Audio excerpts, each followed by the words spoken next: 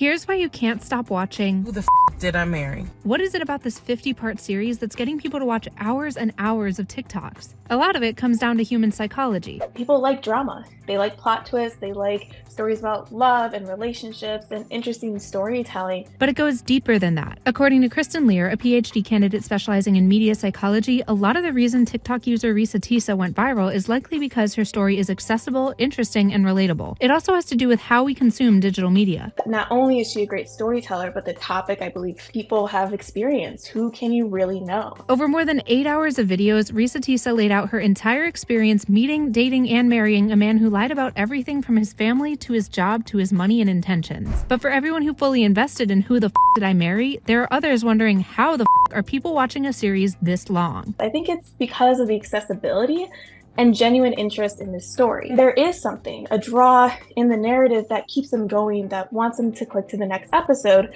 or in this case, find the next part into Reesa Teesa's story. Many people said listening to her story feels like they're on FaceTime with a friend. Some have even put the series up on their TVs to watch it like a movie, done household chores while listening like it's a podcast, and called it their new favorite show. But Reesa Teesa said that she didn't share her story to entertain people. What she went through was extremely traumatic. She said that if Who the Did I Marry helps even just one person in a similar situation, it was worth it. Even though the story might be unique to her, elements of it is going to make you think about your own experiences with like first dates, potentially getting red flags, marriage conflict, money conflict. I think there's a lot of genuine relatability to that experience of trusting someone and having that trust being broken. And hearing about it all on TikTok makes it that much more real. Social media has allowed different sides of the story to be told, and different sides of people in certain communities, whether that be identity-based or experience-based, be able to share parts of the narrative, story, or topics that mainstream media will not talk about. So yes, we may talk about breakups or domestic abuse or issues with marriage